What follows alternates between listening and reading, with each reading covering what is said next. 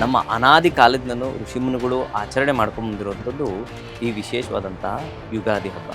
ಏನೋ ಒಂದು ವಿಶೇಷ ಆಗಿನ ಕಾಲದ ದೊಡ್ಡ ಮಹಾನ್ ವ್ಯಕ್ತಿಗಳು ಮಾಡಿದ್ದಾರೆ. ಸೂರ್ಯನಿಗೆ ವಿಶೇಷವಾದಂತಹ ಚೈತನ್ಯವನ್ನ ಕೊಡ್ತಾರೆ. ಇಡೀ ಯುಗಾದಿ ಇರ್ಬೋದು, ಸಂವತ್ಸರ ಇರ್ಬೋದು, ವರ್ಷ ಇರ್ಬೋದು, ಗ್ರಹಸ್ಥಿತಿ ಇರ್ಬೋದು, ಸೌರಮಂಡಲ ಇರ್ಬೋದು, ಎಲ್ಲ ಕಾಲಗಣನೆ ಪ್ರಾರಂಭ ಆಗುವಂಥದ್ದು ಈ ಸೂರ್ಯನಿಂದ. ಜಸ್ಟ್ ನೀನು ಇವತ್ತು ರೇವತಿ ನಕ್ಷತ್ರ ಅಂತ ಓದಿದ್ರೆ ಸಾಕು, ನೀವತ್ತು ಅನ್ಕೊಂಡುವಂಥ ಕೆಲಸ ಕಾರ್ಯಗಳಿಂದ ಆಗುತ್ತೆ. ಶ್ರಾವಣ ಮಾಸ ಬರುವ ತನಕ ಮಳೆ ಬೆಳೆಗಳು ಸರಿಯಾಗಿ ಆಗೋದಿಲ್ಲ. ಪ್ರಕೃತಿ ವಿಕೋಪ ಆಗುವಂಥ ಸಾಧ್ಯತೆಗಳು, ಬೆಟ್ಟ ಗುಡ್ಡಗಳ ಹತ್ರ ಇರುವಂಥ ಪ್ರದೇಶಗಳಲ್ಲಿ ಒಂದಷ್ಟು ದುರಂತಗಳು ಸಂಭವಿಸುವಂಥ ಸಾಧ್ಯತೆಗಳಿರ್ತದೆ.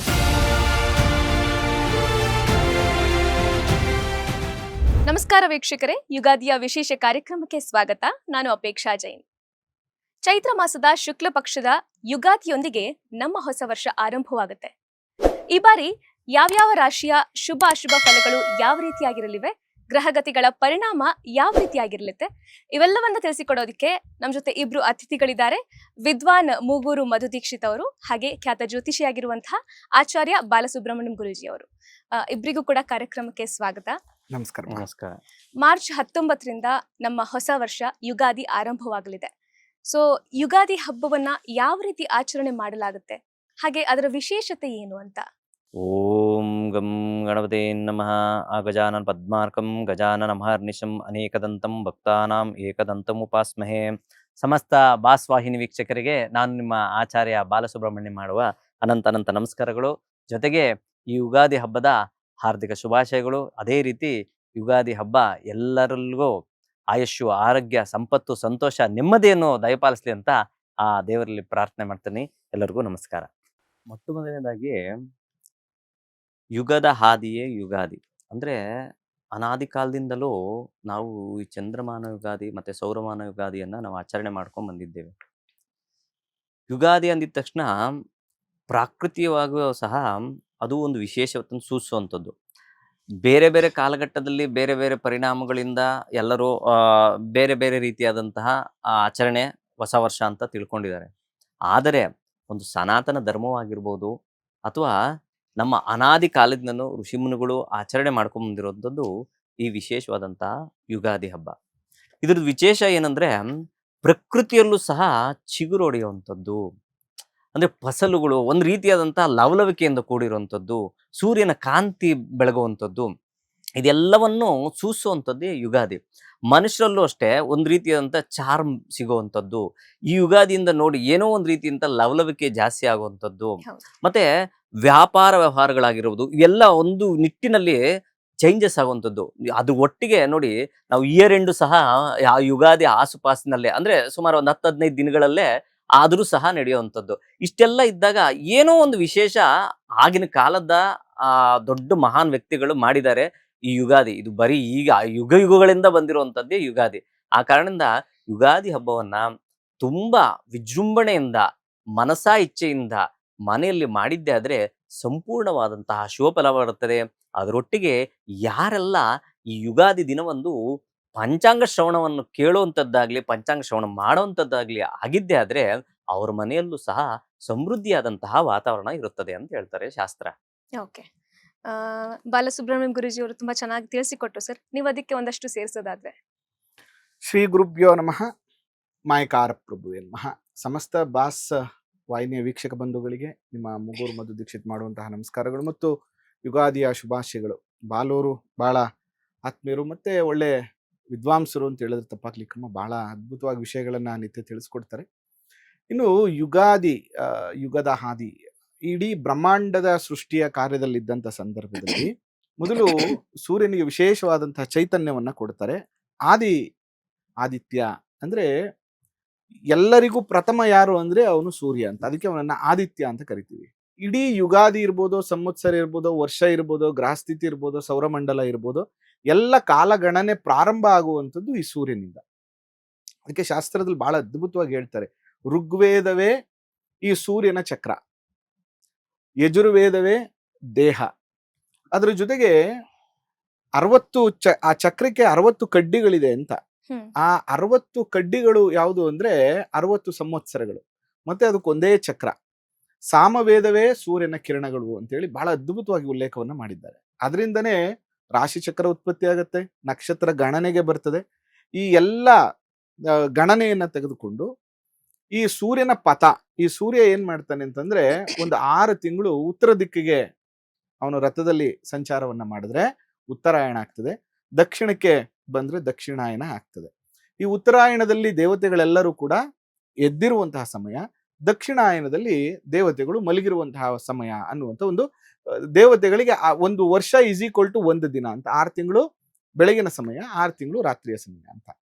ಈ ತನ್ನ ಉಚ್ಚ ಸ್ಥಾನದ ಸ್ಥಿತಿಗೆ ಬರುವಂತಹ, ಅಂದ್ರೆ ರವಿ ಮೇಷರಾಶಿಗೆ ಪ್ರಥಮ ಚೈತ್ರ ಮಾಸ ಅಂತ ಏನ್ ಕರಿತೀವಿ, ಮೇಷರಾಶಿಗೆ ಉಚ್ಚ ಸ್ಥಿತಿಗೆ ಬರುವ ಚಾಂದ್ರಮಾನದ ರೀತಿ ಮತ್ತು ಸೌರಮಾನದ ರೀತಿ ಚೈತ್ರದಲ್ಲಿ ಬರುವಂತಹ ಸಂವತ್ಸರದ ಬದಲಾವಣೆಯನ್ನೇ ನಾವು ಯುಗಾದಿ ಅಂತ ಕರಿತೀವಿ. ನೋಡಿ, ನಮ್ಮ ಯುಗಾದಿ ನಮ್ಮ ಹೆಮ್ಮೆ. ಯಾಕೆ ಅಂತಂದ್ರೆ ಪ್ರಕೃತಿ ಎಷ್ಟು ಅದ್ಭುತವಾದಂತಹ ಗುಣಧರ್ಮಗಳನ್ನ ಹೊಂದಿದೆ ಅಂದ್ರೆ, ಈ ಚಳಿಗಾಲದಲ್ಲಿ, ಡಿಸೆಂಬರ್ ಅಲ್ಲಿ ಚಳಿಗಾಲದಲ್ಲಿ ಸಾಮಾನ್ಯವಾಗಿ ಬಿಸಿಲು ಜಾಸ್ತಿ ಇದ್ದಾಗ ಹಸಿರು ಇರೋದಿಲ್ಲ, ನಮಗೆ ಉದುರಬೇಕು. ಆದ್ರೆ ಚಳಿಗಾಲದಲ್ಲಿ ಜಾಸ್ತಿ ಉದುರುತ್ತೆ ಎಲೆಗಳೆಲ್ಲ. ಏನಕ್ಕೆ ಆ ಪ್ರಕೃತಿ, ಆ ನೇಚರ್ ಮಾಡ್ಕೊತದೆ ಅಂತಂದ್ರೆ ತನ್ನ ಬೇರುಗಳಿಗೆ ಚಳಿ ಆಗದೆ ಇರಲಿ ಅಂತ. ಅದಕ್ಕೋಸ್ಕರ ಏನ್ ಮಾಡುತ್ತೆ, ಆ ಚಳಿಗಾಲದಲ್ಲಿ ಎಲ್ಲ ಎಲೆಗಳು ಉದುರುತ್ತೆ, ಈ ಹೊಸ ಸಂವತ್ಸರ ಆರಂಭದಲ್ಲಿ ಚಿಗುರುತ್ತೆ. ಅಂದ್ರೆ ಒಂದು ಜೀವನ ಸಮೃದ್ಧಿ ಎಲ್ಲಿಂದ ಪ್ರಾರಂಭ ಆಗುತ್ತೆ, ಈ ಯುಗದ ಆರಂಭ ಎಲ್ಲಿಂದ ಪ್ರಾರಂಭ ಆಗುತ್ತೆ ಅಂದ್ರೆ ಯುಗಾದಿಯಿಂದ ಪ್ರಾರಂಭ ಆಗುತ್ತೆ. ಅದಕ್ಕೆ ಈ ಯುಗಾದಿಯಲ್ಲಿ 60 ಸಂವತ್ಸರಗಳು, ಈ ಯುಗಾದಿಯಿಂದ ಮುಂದಿನ ಯುಗಾದಿವರೆಗೆ 1 ಸಂವತ್ಸರ ಅಂತ ಇರ್ತದೆ. ಈ ವರ್ಷ ನಾವು ಪರಾಭವ ಸಂವತ್ಸರಕ್ಕೆ ಕಾಲನ್ನ ಇಡ್ತಾ ಇದೀವಿ. ಈ ಪರಾಭವ ಸಂವತ್ಸರ ಒಟ್ಟಾರೆಯಾಗಿ ಹೇಗಿರ್ತದೆ ಅನ್ನುವಂಥದ್ದನ್ನ ತಿಳ್ಕೊಳ್ಳುವಂಥದ್ದೇ ಪಂಚಾಂಗ ಶ್ರವಣ. ತಿಥಿ ವಾರ ನಕ್ಷತ್ರ ಯೋಗ ಕರಣ. ತಿಥಿ ವಾರ ನಕ್ಷತ್ರ ಯೋಗ ಕರಣವನ್ನ ಪ್ರತಿದಿನ ಓದೋದ್ರಿಂದ ಸಂಪತ್ತು ಪ್ರಾಪ್ತಿ ಆಗ್ತದೆ, ಆರೋಗ್ಯ ಪ್ರಾಪ್ತಿ ಆಗ್ತದೆ, ಆಯಸ್ಸು ವೃದ್ಧಿ ಆಗ್ತದೆ, ಮನೋಕಾಮನೆಗಳು ಈಡೇರುತ್ತೆ ಅಂತ. ಅದಕ್ಕೆ ಬೆಳಿಗ್ಗೆ ಎದ್ದ ತಕ್ಷಣ ನಾವೇನ್ ಮಾಡ್ಬೇಕು ಅಂದ್ರೆ ಪಂಚಾಂಗವನ್ನು ಓದ್ಬೇಕು. ಪಂಚಾಂಗ ಅಂದ್ರೇನು, ಇವತ್ತು ಯಾವ್ದಿದೆ, ತಿಥಿ ಯಾವ್ದಿದೆ, ನಕ್ಷತ್ರ ಯಾವ್ದಿದೆ, ಯೋಗ ಯಾವ್ದಿದೆ, ಕರಣ ಯಾವ್ದಿದೆ ಅಂತ. ಎಕ್ಸಾಂಪಲ್, ಇವತ್ತು ರೇವತಿ ನಕ್ಷತ್ರ. ಜಸ್ಟ್ ನೀನು ಇವತ್ತು ರೇವತಿ ನಕ್ಷತ್ರ ಅಂತ ಓದಿದ್ರೆ ಸಾಕು, ನೀವತ್ತು ಅನ್ಕೊಂಡುವಂತ ಕೆಲಸ ಕಾರ್ಯಗಳು ನಿನ್ಗಾಗತ್ತೆ ಅಂತ. ಅದಕ್ಕೋಸ್ಕರ ಪಂಚಾಂಗವನ್ನ ನಿತ್ಯ ಯಾರೆಲ್ಲ ಓದ್ತಾರೋ ಅವ್ರಿಗೆ ಬೇಕಾಗಿರುವ ಎಲ್ಲವೂ ಕೂಡ ಅವರಿಗೆ ಸಿಗುತ್ತೆ ಎನ್ನುವಂಥದ್ದು. ಇನ್ನು ಪರಾಭವ ನಾಮ ಸಂವತ್ಸರ ಫಲ ಹೇಗಿರುತ್ತೆ ಅಂತ ನಾವು ಯೋಚನೆ ಮಾಡೋದಿದ್ರೆ, ಇದು ಪರಾಭವ ಅನ್ನುವಂಥದ್ದು 50-50%. ಆಲ್ಮೋಸ್ಟ್ ಯುಗಾದಿ ಆದ್ಮೇಲೆ 6 ತಿಂಗಳ ಕಾಲ, ಆಲ್ಮೋಸ್ಟ್ ಶ್ರಾವಣ ಮಾಸ ಬರುವ ತನಕ ಮಳೆ ಬೆಳೆಗಳು ಸರಿಯಾಗಿ ಆಗೋದಿಲ್ಲ. ಶ್ರಾವಣದಲ್ಲಿ ಮಳೆ ಆಗುತ್ತೆ, ಬಟ್ ಅಧಿಕ ಮಳೆ ಆಗ್ತದೆ ಅಂತ. ಆ ಅಧಿಕ ಮಳೆ ಆಗೋದ್ರಿಂದ ಏನಾಗುತ್ತೆ, ಒಂದಷ್ಟು ಡಿಸ್ಟರ್ಬೆನ್ಸ್ ಗಳಾಗುವಂತ ಸಾಧ್ಯತೆಗಳಿರ್ತದೆ. ಓವರ್ ಆಲ್ ಪರಾಭವ ಸಂವತ್ಸರ ಹೇಗಿರುತ್ತೆ ಅಂದ್ರೆ, ತುಂಬಾ ಒಳ್ಳೇದು ಇರೋದಿಲ್ಲ, ತುಂಬಾ ಕೆಟ್ಟದ್ದು ಇರೋದಿಲ್ಲ. ಜೊತೆಗೆ ಅಧಿಕಾರಿಗಳು, ಈಗಿನ ಕಾಲದಲ್ಲಿ ನಾವು ರಾಜರು ಅಂದ್ರೆ ರಾಜಕಾರಣಿಗಳನ್ನ ಹೇಳ್ತೀವಿ, ಅಧಿಕಾರಿಗಳು ಅಂತ ಹೇಳ್ತೀವಿ, ಮಂತ್ರಿ ಸಂಪುಟ ಅಂತ ಹೇಳ್ತೀವಿ. ಅದರಿಂದ ಆಗಿನ ಕಾಲದಲ್ಲಿ ಏನಂತಂದ್ರೆ ರಾಜ ಮತ್ತು ಮಂತ್ರಿ ಸೇನಾಧಿಪತಿಗಳ ವಿಂಗಡಣೆ ಏನಿರುತ್ತೆ, ಆ ವಿಂಗಲ್ಲಿ ಸ್ವಲ್ಪ ನಿಂದನೆಗಳು ಜಾಸ್ತಿ ಆಗ್ತದೆ ಅಂತ. ಅಂದ್ರೆ ಈಗ ಕೆಲಸ ಕಾರ್ಯಗಳು ಮಾಡೋದ್ರ ಬದಲು ಪರಸ್ಪರ ಒಬ್ಬರನ್ನೊಬ್ರು ನಿಂದನೆ ಮಾಡ್ಕೊಂಡು ಕಾಲ ಕಳೆಯುವಂತ ರೀತಿಯಲ್ಲಿ ಈ ಪರಾಭವನ ಸಂವತ್ಸರ ಮಾಡುತ್ತೆ ಅನ್ನುವಂತ ವರ್ಣನೆಯನ್ನ ಶಾಸ್ತ್ರದಲ್ಲಿ ಉಲ್ಲೇಖ ಮಾಡ್ತಾರೆ. ಅದರಿಂದ ಓವರ್ ಆಲ್ ಪರಾಭವ ಸಂವತ್ಸರ ಹೇಗಿರುತ್ತೆ ಅಂತಂದ್ರೆ, ಓಕೆ ಈ ವರ್ಷ ಏನಂತ ಮೇಜರ್ ಬದಲಾವಣೆಗಳನ್ನ ನಾವೇನು ಕಾಣ್ಲಿಕ್ಕೆ ಆಗೋದಿಲ್ಲ ಅನ್ನುವಂಥದ್ದು ಪರಾಭವ ಸಂವತ್ಸರ. ಸರಿ ಗುರುಜಿ, ನೀವು ಹೇಳ್ತಾ ಇದ್ರಿ ರಾಜ ಮಂತ್ರಿ ಈ ರೀತಿ ಆಳ್ವಿಕೆ ಬಗ್ಗೆ ಎಲ್ಲ. ಸೊ ಯುಗಾದಿಗೂ ಇದಕ್ಕೂ ಯಾವ ರೀತಿ ಒಂದು ಸಂಬಂಧ ಇದೆ ಅಂತ? ಇಲ್ಲಿ ನವನಾಯಕರ ಫಲ ಅಂತ ಬರುತ್ತಮ್ಮ. ಅಂದ್ರೆ ಪ್ರತಿ ವರ್ಷಕ್ಕೂ ಕೂಡ 9 ಗ್ರಹಗಳಿಗೆ ವಿಂಗಡಣೆಯನ್ನ ಮಾಡ್ತಾರೆ, ಪೋಸ್ಟಿಂಗ್ ಕೊಡ್ತಾರೆ. ಈ ವರ್ಷ ನೀನೇನೇನ್ ಮಾಡ್ಬೇಕಮ್ಮ ಕೆಲಸಗಳು ಅಂತ. ಈಗ ಈ ವರ್ಷದ ರಾಜ ಬಂದು ಗುರು, ಮಂತ್ರಿ ಬಂದು ಕುಜ, ಸೇನಾಧಿಪತಿ ಬಂದು ಚಂದ್ರ, ಹೀಗೆ ಮೇಘಾಧಿಪತಿ, ಸಸ್ಯಾಧಿಪತಿ, ಅರ್ಘಾಧಿಪತಿ ಅನ್ನುವಂತಹ ವಿಂಗಡಣೆಯನ್ನ ಮಾಡಿ ಈ ವರ್ಷ ನೀವು ಈ ಜವಾಬ್ದಾರಿನ ತಗೊಳ್ಳಿ ಅಂತೇಳಿ 9 ಗ್ರಹಗಳಿಗೆ ಹೇಳ್ತಾರೆ. ಹೇಗೆ ನಮ್ಮಲ್ಲಿ ಕೆಲಸ ಮಾಡುವಂತ 9 ಜನ ವರ್ಕರ್ಸ್ ಇದ್ರೆ ಹೇಗೆ ಎಲ್ಲರೂ ಒಳ್ಳೆ ರೀತಿನೇ ಮಾಡೋದಿಲ್ವೋ, ಅದೇ ತರ ಇಲ್ಲಿ 9 ಗ್ರಹಗಳಲ್ಲಿ ಕೂಡ ಒಳ್ಳೆ ತರನೂ ಇರುತ್ತೆ, ಕೆಟ್ಟ ತರನೂ ಇರ್ತದೆ. ಅವನಿಗೆ ಬಂದಾಗ ಅವನ್ ಏನ್ ಮಾಡ್ತಾನೆ, ಒಳ್ಳೇದ್ ಮಾಡ್ತಾನ, ಕೆಟ್ಟದ್ ಮಾಡ್ತಾನ, ಅಥವಾ ಅವ್ನ ಪೋಸ್ಟಿಂಗ್ ನ ಕರೆಕ್ಟ್ ಆಗಿ ಅವನು ನಿರ್ವಹಿಸ್ತಾನ ಅನ್ನುವಂಥದ್ದು ಇರ್ತದೆ. ಆ ನಿಟ್ಟಿನಲ್ಲಿ ಈ ವರ್ಷದ ಗುರು ಆಗಿರೋದ್ರಿಂದ ಪ್ರಾಬ್ಲಮ್ ಏನು, ತುಂಬಾ ಆಕ್ಚುಲಿ ಗುರು ವರ್ಷಾಧಿಪತಿ ಆದ್ರೆ ತುಂಬಾ ಒಳ್ಳೇದು. ಏನಾಗುತ್ತೆ, ಎಕ್ಸಾಂಪಲ್ ಓವರ್ ಆಲ್ ಅಂತ ಬಂದಾಗ ಈ ವರ್ಷ ನೀವು ದೇವಸ್ಥಾನಗಳಿಗೆ ಜಾಸ್ತಿ ಹೋಗ್ತೀರಾ. ಯಾಕಂದ್ರೆ ಗುರು ಧಾರ್ಮಿಕ ಗ್ರಹ, ಪುಣ್ಯಕ್ಷೇತ್ರಗಳ ದರ್ಶನವನ್ನ ಇಂಡಿಕೇಟ್ ಮಾಡ್ತಾನೆ. ಅದರಿಂದ ಈ ವರ್ಷ ಆಲ್ಮೋಸ್ಟ್ ತುಂಬಾ ಜನ ಪುಣ್ಯಕ್ಷೇತ್ರಗಳ ದರ್ಶನ ಮಾಡುವಂಥದ್ದು, ನದಿ ಸ್ನಾನವನ್ನ ಮಾಡುವಂಥದ್ದು, ಅಥವಾ ಅಧಿಕಾರಿಗಳು, ರಾಜರುಗಳು ಅಂತ ಏನ್ ಕರಿತೀವಿ, ಅಥವಾ ಮಂತ್ರಿಮಂಡಲ ಅಂತ ಏನ್ ಕರಿತೀವಿ, ಅವರು ಅಧಿಕಾರ ಅನುಭವಿಸೋದ್ರ ಜೊತೆಗೆ ಕೆಲಸ ಮಾಡೋದ್ರ ಜೊತೆಗೆ ಅವರು ಕೂಡ ಹೆಚ್ಚು ಪೂಜೆ ಪುನಸ್ಕಾರ ಹೋಮ ಜಪ ದೇವಸ್ಥಾನಗಳಿಗೆ ಹೋಗ್ಬಿಟ್ಟು ಬರುವಂತದ್ದು ಇದ್ರ ಕಡೆ ಹೆಚ್ಚು ಗಮನವನ್ನ ಹರಿಸ್ತಾರೆ. ಅದ್ರ ಜೊತೆಗೆ ಇಲ್ಲಿ ಏನಾಗ್ಬಿಡುತ್ತೆ ಅಂತಂದ್ರೆ ಕೆಲಸ ಕಾರ್ಯ ಆಗತ್ತಾ ಅಂದ್ರೆ ಈ ಗುರು ಬಂದಾಗ ಒಂದೇ ಒಂದು ನೆಗೆಟಿವ್ ಏನಂದ್ರೆ ಗುರು ಅಂದ್ರೆ ಬೋಧನೆ ಯಂತ್ರ. ಕರೆಕ್ಟು, ನಾನು ಎಲ್ಲಾನು ಮಾಡ್ಬೇಕು ಅಂತ ಹೇಳ್ತಾ ಇದೀನಿ, ಮಾಡೋರು ಯಾರು? ಅದರಿಂದ ಈ ವರ್ಷ ಏನಾಗ್ಬಿಡುತ್ತೆ, ಎಲ್ಲರೂ ಆಶ್ವಾಸನೆಗಳನ್ನ ಕೊಡ್ತಾರೆ, ಅಥವಾ ನೀವು ಹಿಂಗ್ ಬದುಕ್ಬೇಕು, ಈಗಿರ್ಬೇಕು, ಈ ತರ ಇರ್ಬೇಕು ಅಂತ ಹೇಳ್ತಾರೆ, ಆದ್ರೆ ಅದು ಆಚರಣೆಗೆ ಬರೋದಿಲ್ಲ.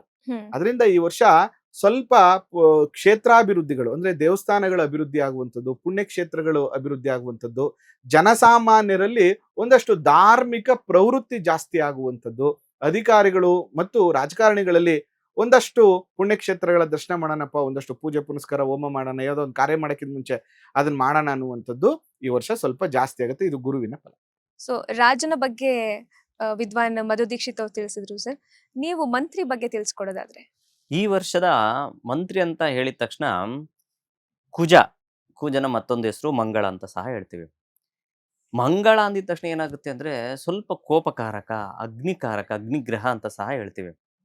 ಇವರು ಮಂತ್ರಿ ಆಗುವಂಥದ್ದು. ಇದ್ರದ್ದು ಏನು ವಿಶೇಷ ಇರುತ್ತೆ ಅಂದ್ರೆ ಸ್ವಲ್ಪ ಈ ಪೈರುಗಳು ಅದೆಲ್ಲ ಸ್ವಲ್ಪ ನಶಿಸಿ ಹೋಗುವಂಥ ಸಾಧ್ಯತೆಗಳು, ಉಷ್ಣವಾಯು ಹೆಚ್ಚಾಗುವಂಥ ಸಾಧ್ಯತೆಗಳು, ನೀರಿನ ಅಭಾವ ಬರುವಂಥದ್ದು, ಇಲ್ಲ ಅಂದ್ರೆ ಅನಿರೀಕ್ಷಿತವಾಗಿ ಮಳೆ ಹೆಚ್ಚಾಗುವಂಥದ್ದು, ಅಂದ್ರೆ ಗೊತ್ತೇ ಇರಲ್ಲ ಪ್ರಕೃತಿ ವಿಕೋಪ ಆಗುವಂಥ ಸಾಧ್ಯತೆಗಳು. ಇದು ಒಂದು ಕುಜನ ಒಂದು ವಿಶೇಷವಾದಂತಹ ಫಲವಾಗಿರುತ್ತದೆ. ಅದರೊಟ್ಟಿಗೆ ಅವಘಡಗಳನ್ನು ಸೂಚಿಸುವಂಥದ್ದು, ಅಗ್ನಿ ಅವಘಡಗಳನ್ನು ಸೂಚಿಸುವಂಥದ್ದಾಗಿರ್ಬೋದು, ಅಥವಾ ಅಲ್ಲಲ್ಲಿ ಈ ವಿಮಾನದ ಏನು ಈಗ ನಡೀತಾ ಇದೆಯೋ ಅದೇ ರೀತಿ ಆಕ್ಸಿಡೆಂಟ್ಸ್ ಆಗಿರ್ಬೋದು, ಅದೇ ರೀತಿ ಬೇರೆ ಬೇರೆ ರೀತಿಯಾದಂತಹ ಪ್ರಕೃತಿ ವಿಕೋಪಗಳು ಸಹ ಕಾಣುವಂತ ಸಾಧ್ಯತೆಗಳಿರ್ತದೆ. ಅದರೊಟ್ಟಿಗೆ ಮಂತ್ರಿಯೇ ಅದಾಗಿರೋದ್ರಿಂದ, ಯಾರು ಕುಜನಾಗಿರೋದ್ರಿಂದ ಅವನ ಒಂದು ಆಲೋಚನೆ ಒಳ್ಳೆಯ ಆಲೋಚನೆ ಇರೋದಿಲ್ಲ, ದುರಾಲೋಚನೆ ಹೆಚ್ಚಾಗುವಂಥದ್ದು. ಆದ್ರಿಂದ ಏನಾಗುತ್ತೆ ಅಂದ್ರೆ ರಾಜಕೀಯ ರಂಗದಲ್ಲಾಗಿರ್ಬೋದು ಅಥವಾ ಯಾವುದೇ ರಂಗದಲ್ಲಾಗಿರ್ಬೋದು ಒಂದು ರೀತಿಯಾದಂತಹ ಅವ್ಯವಸ್ಥೆ ಆಗುವಂತ ಸಾಧ್ಯತೆಗಳು ಹೆಚ್ಚಾಗಿರ್ತದೆ. ಆದ್ರೆ ಕೆಲವೊಂದು ಬೆಳೆಗಳು ಅಂತ ಹೇಳ್ತೀವಿ, ಯಾವುದು ಅಂದ್ರೆ ಈ ಬರಡು ಭೂಮಿಗಳಲ್ಲಿ ಬೆಳೆಯುವಂತಹ ಬೆಳೆಗಳು ಸ್ವಲ್ಪ ಪರವಾಗಿಲ್ಲ, ಆದ್ರೆ ತೇವಾಂಶದಲ್ಲಿ ಬೆಳೆಯುವಂತಹ ಬೆಳೆಗಳೆಲ್ಲ ನಶಿಸುತ್ತೆ ಅಂತ ಸಹ ಶಾಸ್ತ್ರ ಉಲ್ಲೇಖ ಹೇಳ್ತದೆ. ಹೀಗಿರೋದ್ರಿಂದ ಸ್ವಲ್ಪ ಎಲ್ಲರೂ ಏನು ಈ 2 ವೀಲರ್ ಆಗಿರ್ಬೋದು, 4 ವೀಲರ್ ಆಗಿರ್ಬೋದು, ಟ್ರಾವೆಲಿಂಗ್ ಆಗಿರ್ಬೋದು, ಇದೆಲ್ಲ ಸ್ವಲ್ಪ ಅಲರ್ಟ್ ಆಗಿದ್ರೆ ತುಂಬಾ ಒಳ್ಳೇದು. ಇಲ್ಲ ಅಂದ್ರೆ ಸ್ವಲ್ಪ ಈ ಆಕ್ಸಿಡೆಂಟ್ಸ್ ಆಗಿರ್ಬೋದು, ಈ ರೀತಿಯಂತ ಅಪಘಾತಗಳು, ಸಣ್ಣ ಪುಟ್ಟ ಅಪಘಾತಗಳು, ಅಡಿಗೆ ಮನೆಯಲ್ಲಿ ಸ್ವಲ್ಪ ವ್ಯತ್ಯಾಸ ಆಗುವಂಥದ್ದು, ಅಂದ್ರೆ ಅಡಿಗೆ ಮನೆಯಲ್ಲಿ ಸಣ್ಣ ಪುಟ್ಟ ರಕ್ತಕ್ಕೆ ಸಂಬಂಧಪಟ್ಟದ್ದು ಕುಯ್ಕೊಂಡಂಥದ್ದು, ಈ ತರದ್ದೆಲ್ಲ ವಿಚಾರಗಳು ನಡೆಯುವಂತ ಸಾಧ್ಯತೆ ಇರ್ತದೆ. ಆ ಕಾರಣ ಅಡಿಗೆ ಮನೆಯಲ್ಲೂ ಸಹ ಹೆಣ್ಮಕ್ಳು ಸ್ವಲ್ಪ ಅಲರ್ಟ್ ಆಗಿದ್ರೆ ಒಳ್ಳೇದು, ತುಂಬಾ ಒಳ್ಳೆ. ಮತ್ತೆ ದೊಡ್ಡ ದೊಡ್ಡ ಹಿರಿದಾದಂತಹ ಯಾವ್ದಾದ್ರು ಕಾರ್ಯಕ್ರಮಗಳು ಮಾಡುವಂತ ಸಂದರ್ಭದಲ್ಲೂ ಸಹ ಹುಷಾರಾಗಿರ್ಬೇಕು ಮೊದಲೇ. ಯಾಕೆಂದ್ರೆ ಈ ಬೆಂಕಿ ಅಂದಿದ ತಕ್ಷಣ ನಾವು ಇಂಡೈರೆಕ್ಟ್ ಆಗಿ ಏನ್ ಹೇಳ್ಬೇಕು ಅಂದ್ರೆ ಎಲೆಕ್ಟ್ರಿಸಿಟಿನೂ ಸಹ ಅದು ಸಂಬಂಧಪಟ್ಟಿರುವಂತದ್ದು. ಅಂತ ಸಂದರ್ಭದಲ್ಲಿ ವೈರ್ಗಳು ಅಟ್ಯಾಚ್ಮೆಂಟ್ ಆಗಿರುವಂತದ್ದಾಗ್ಲಿ, ಏನೇ ಒಂದು ವ್ಯವಸ್ಥೆ ಮಾಡ್ಕೊಂಡಿರುವಂತ ಜಾಗದಲ್ಲಿ ಸ್ವಲ್ಪ ಯೋಚನೆ ಮಾಡಿ ಅದನ್ನ ಸರಿಯಾದಂತ ವ್ಯವಸ್ಥೆ ಇದೆಯಾ, ಅವ್ಯವಸ್ಥೆ ಇದೆಯಾ ಅನ್ನೋದು ಸಹ ನೋಡ್ಕೋಬೇಕು. ಏನಾಗುತ್ತೆ ಅಂದ್ರೆ ಯಾವುದೋ ಒಂದು ವೈರ್ ಲೀಕ್ ಆಗ್ತಾ ಇರ್ತದೆ, ಅದರಿಂದ ಶಾರ್ಟ್ ಸರ್ಕ್ಯೂಟ್ ಆಗಿ ಬೇರೆ ರೀತಿಯಾದಂತಹ ಅವಘಡಗಳಾಗುವಂತ ಸಾಧ್ಯತೆಗಳಿರ್ತದೆ. ಇದನ್ನೆಲ್ಲ ಓವರ್ ಆಲ್ ಆಗಿ ಹೇಳ್ಬೇಕು ಅಂದ್ರೆ ಸ್ವಲ್ಪ ಎಲ್ಲರೂ ಹುಷಾರಾಗಿಂತ ಇದ್ರೆ ಒಳ್ಳೇದು. ಇದು ಮಂತ್ರಿಯ ಒಂದು ವ್ಯವಸ್ಥೆ ಆಗಿರ್ತದೆ. ಮತ್ತೆ ಜೊತೆಗೆ ಬಹಳ ಮುಖ್ಯವಾಗಿ ನಮ್ಮ ಬಾಲಸುಬ್ರಹ್ಮಣ್ಯಂ ಅವ್ರು ಹೇಳುವಂತ ರೀತಿಯಲ್ಲಿ ಈ ವರ್ಷದ ಸಂದಿಗ್ಧತೆ ಏನ್ ಗೊತ್ತಿರ ಬಹಳ ಇಂಟ್ರೆಸ್ಟಿಂಗ್ ಅಂದ್ರೆ, ರಾಜಗುರು ಧಾರ್ಮಿಕ ನೋಡ್ರಪ್ಪ, ನೀವು ಒಳ್ಳೆಯವರಾಗಿರಿ, ಕೆಟ್ಟದ್ ಮಾಡ್ಬೇಡಿ, ಎಲ್ಲರಿಗೂ ಒಳ್ಳೇದ್ ಬಯಸಿ, ಮತ್ತೆ ಜಗಳ ಕದನ ಬೇಡ ಅಂತ ರಾಜ ಹೇಳ್ತಿದ್ರೆ, ಇಲ್ಲಿ ಮಂತ್ರಿ ಏನ್ ಹೇಳ್ತಿದ್ರೆ, ರಾಜನ್ ಮಾತೇನ್ ಕೇಳೋದು, ಎಲ್ಲದಕ್ಕೂ ಇವ್ರ ಬಗ್ಗಲ್ಲ, ಫಸ್ಟ್ ಬಾಯ್ಲಿ ಫಸ್ಟ್ ಅವರು ಗಲಾಟೆ ಮಾಡ್ಬಿಟ್ಟು ಬರೋಣ ಅನ್ನುವಂತ ಕೋಪ ಉದ್ರೇಕಗಳು ಜಾಸ್ತಿ. ಇದ್ರ ಮಧ್ಯದಲ್ಲಿ ಸಿಕ್ಕಾಕೊಂಡಿರೋ ಚಂದ್ರ ಮನೋಕಾರಕ. ಅವನು ಅಷ್ಟೇ, ಏನಂತಂದ್ರೆ ಇಟ್ ಇಸ್ ಎ ಎಮೋಷನ್, ಎಲ್ಲವನ್ನ ಕೂಡ ಎಮೋಷನಲ್ ಇಂದ ನೋಡುವಂಥದ್ದು. ಅದರಿಂದ ಈ ಸರಿ ಏನಾಗುತ್ತೆ, ಅತಿಯಾದ ಎಮೋಷನ್ಸ್ ಇಂದ ಒಂದಷ್ಟು ಅವಘಡಗಳು ಸಂಭವಿಸುತ್ತೆ ಅಂತ. ಮತ್ತೆ ಇಲ್ಲಿ ಪ್ರಾಬ್ಲಮ್ ಏನಾಗ್ಬಿಡುತ್ತೆ ಅಂದ್ರೆ, ಸೇಮ್ ಕುಜ ಇಲ್ಲಿ ಮಂತ್ರಿ ಆಗಿ ಸೇನಾಧಿಪತಿ ಚಂದ್ರ ಆದಾಗ ಮಂತ್ರಿ ಹೇಳ್ತಾ ಇದ್ದಾನೆ, ನೀನ್ ಯುದ್ಧಕ್ಕೆ ರೆಡಿ ಆಗಪ್ಪ, ನೀನ್ ಯುದ್ಧ ಮಾಡು ಅಂತ. ಹಾಗಾದ್ರೆ ಚಂದ್ರ ಯಾವ ರೀತಿ ಯುದ್ಧ ಮಾಡ್ತಾನೆ, ಒಂದು ಎಮೋಷನಲ್ ಬ್ಲಾಕ್ ಮೇಲ್ಗಳು ಜಾಸ್ತಿ ಮಾಡುವಂಥದ್ದು, ವಾಟರ್ ಇನ್ಫೆಕ್ಷನ್, ನೀರಿನಿಂದ ಒಂದಷ್ಟು ಹರಡುವಂತಹ ರೋಗ ಬಾಧೆಗಳು ಹರಡುವಂಥದ್ದು, ಸೇಮ್ ಟೈಮಲ್ಲಿ ಚಂದ್ರ ಏನ್ ಮಾಡ್ತಾನೆ ಅಂದ್ರೆ ಅತಿವೃಷ್ಟಿಯನ್ನ ಕೊಡ್ತಾನೆ ಮತ್ತು ಮಳೆ ಬೆಳೆಯನ್ನು ಕೂಡ ಅಯ್ಯೋ ಮುಗ್ದೋಯ್ತಪ್ಪ ಈ ವರ್ಷ ಕಷ್ಟ ಆಗ್ಬಿಡುತ್ತೆ ಅನ್ನೋ ಟೈಮಲ್ಲಿ ಒಂದಷ್ಟು ಮಳೆ ಬೆಳೆ ಆಗುವಂಥದ್ದು ಈ ತರ ಆಗ್ತದೆ. ಬಟ್ ಸೇಮ್ ಟೈಮಲ್ಲಿ ಕುಜನ ಕಾರಕತ್ವವನ್ನು ಕೂಡ ನಾವು ಹೇಳ್ಬೇಕು ಅಂತ ಬಂದಾಗ, ಚಂದ್ರ ಅಂತ ಬಂದಾಗ ನೀರು ಅಗ್ನಿ ಎರಡೂ ಒಟ್ಟಿಗೆ ಸೇರ್ಕೊಂಡಾಗ ಸ್ಫೋಟಗಳು ಜಾಸ್ತಿ ಆಗ್ತದೆ. ಅದೇ ತರ ಈ ವರ್ಷ ಅಗ್ನಿ ಅವಘಡಗಳು ಜಾಸ್ತಿ ಆಗುವಂಥದ್ದು, ಸ್ಫೋಟಗಳು ಜಾಸ್ತಿ ಆಗುವಂಥದ್ದು, ರೋಗ ಬಾಧೆಗಳು ಜಾಸ್ತಿ ಆಗುವಂಥದ್ದು, ವಿಮಾನ ಅಪಘಾತಗಳು, ಎಲೆಕ್ಟ್ರಿಸಿಟಿ ಪ್ರಾಬ್ಲಮ್ಸು. ಮತ್ತು ಈ ವರ್ಷ ಆಷಾಢ ಮಾಸ, ಅದಾದ್ಮೇಲೆ ಶ್ರಾವಣ, ಅದಾದ್ಮೇಲೆ ಧನುರ್ಮಾಸ, ಈ ಮಾಸಗಳಲ್ಲಿ ಅಂದ್ರೆ June, July, August plus December ತಿಂಗಳಲ್ಲಿ ಒಂದಷ್ಟು ಸುನಾಮಿ ತರದ ಘಟನೆಗಳು, ನೀರಿಂದ ಅನೇಕ ಪ್ರದೇಶಗಳು ಅಂದ್ರೆ ಸಮುದ್ರ, ನದಿ ದಡದ ಹತ್ರ ಇರುವಂತಹ, ಬೆಟ್ಟ ಗುಡ್ಡಗಳ ಹತ್ರ ಇರುವಂತಹ ಪ್ರದೇಶಗಳಲ್ಲಿ ಒಂದಷ್ಟು ದುರಂತಗಳು ಸಂಭವಿಸುವಂತ ಸಾಧ್ಯತೆಗಳು ಇರ್ತದೆ. ಇದು ಅವಘಡಗಳ ಬಗ್ಗೆ ಹೇಳ್ತಾ ಹೋದ್ರೆ ಒಂದಷ್ಟು ಒಳ್ಳೆ ವಿಷಯಗಳೇನಂತಂದ್ರೆ ಪ್ರೀತಿ, ವಿಶ್ವಾಸ, ಸಂಬಂಧ, ದೈವಿಕ ಆಚರಣೆಗಳು, ಪ್ರೀತಿ ಸಂಬಂಧಗಳು, ಏನೋ ಒಂದಷ್ಟು ಎಮೋಷನಲ್ಲಿ ಕೆಲಸ ಮಾಡ್ಕೊಡುವಂಥದ್ದು, ಆಯ್ತು ಬಿಡಪ್ಪ ದುಡ್ಡೇನ್ ಬೇಡ ನಾ ಕೆಲಸ ಮಾಡ್ಕೊಡ್ತೀನಿ ಅನ್ನುವಂಥದ್ದು, ಈ ರೀತಿಯ ಕೂಡ ಒಂದಷ್ಟು ಘಟನೆಗಳು ನಡೆಯುತ್ತೆ. ಓವರ್ ಆಲ್ ಈ ವರ್ಷ 50-50 ಅಂತ ಮಿಶ್ರದಾಯಕವಾದಂತ ಫಲ. ಒಟ್ಟಾರೆ ಗುರು, ಕುಜ ಹಾಗೂ ಚಂದ್ರ ಡಾಮಿನೆನ್ಸ್ ಅಲ್ಲಿ ಇರ್ತಾರೆ. ಮತ್ತೆ ಬಿಸಿಲು ಜಾಸ್ತಿ ಆಗತ್ತಮ್ಮ ಈ ವರ್ಷ, ಯಾಕಂದ್ರೆ ಮಂತ್ರಿ ಬಂದು ಇಲ್ಲಿ ಕುಜ ಆಗಿರೋದ್ರಿಂದ ಈ ವರ್ಷ ಬೇರೆ ವರ್ಷಗಳಿಗಿಂತ ಜಾಸ್ತಿ ಉಷ್ಣಾಂಶ ಜಾಸ್ತಿ ಆಗತ್ತೆ. ಸೇನಾಧಿಪತಿ ಚಂದ್ರ ಆಗಿರೋದ್ರಿಂದ ನೀವೇನ್ ಮಾಡ್ಬೇಕು ಅಂದ್ರೆ ವಾಟರ್ ಬಾಟಲ್ ಕೈಲಿ ಹಿಡ್ಕೊಂಡೆ ತಿರ್ಗಾಡ್ಬೇಕು ಈ ವರ್ಷ. ಆದಷ್ಟು ಲಿಕ್ವಿಡ್ ನ ಜೊತೆಗೆ ಇಟ್ಕೊಂಡು ತಿರ್ಗಾಡಿ, ಮತ್ತೆ ಆದಷ್ಟು ಒಳ್ಳೆ ನೀರನ್ನ ಸೇವನೆ ಮಾಡಿ. ಈ ವರ್ಷ ಒಂದಷ್ಟು ಗಾಳಿ ನೀರಿನಿಂದ ಹರಡುವಂತ ರೋಗ ಬಾಧೆಗಳು ಜಾಸ್ತಿ ಆಗುವಂತ ಸಾಧ್ಯತೆ ಇರ್ತದೆ. ಕಲುಷಿತ ನೀರಿನಿಂದ ಸಮಸ್ಯೆಗಳು ಹೆಚ್ಚಾಗುವಂತ ಸಾಧ್ಯತೆಗಳು. ಗುರು ಇವೆರಡನ್ನು ಬ್ಯಾಲೆನ್ಸ್ ಮಾಡಲು ಟ್ರೈ ಮಾಡ್ತಾ ಇರ್ತಾರೆ ಅಷ್ಟೇ. ಲೇಟೆಸ್ಟ್ ಹಾಗೂ ಇಂಟ್ರೆಸ್ಟಿಂಗ್ ಸುದ್ದಿಗಳಿಗಾಗಿ ಬಾಸ್ ಟಿವಿ ಕನ್ನಡ ಚಾನೆಲ್ನ ಸಬ್ಸ್ಕ್ರೈಬ್ ಮಾಡಿ, ಹಾಗೆಯೇ ಬೆಲ್ ಐಕಾನ್ ಪ್ರೆಸ್ ಮಾಡಿ. ಇದರ ಜೊತೆಗೆ ಫೇಸ್ಬುಕ್, ಇನ್ಸ್ಟಾಗ್ರಾಮ್, ಎಕ್ಸ್ ನಲ್ಲೂ ಮಿಸ್ ಮಾಡದೆ ಫಾಲೋ ಮಾಡಿ.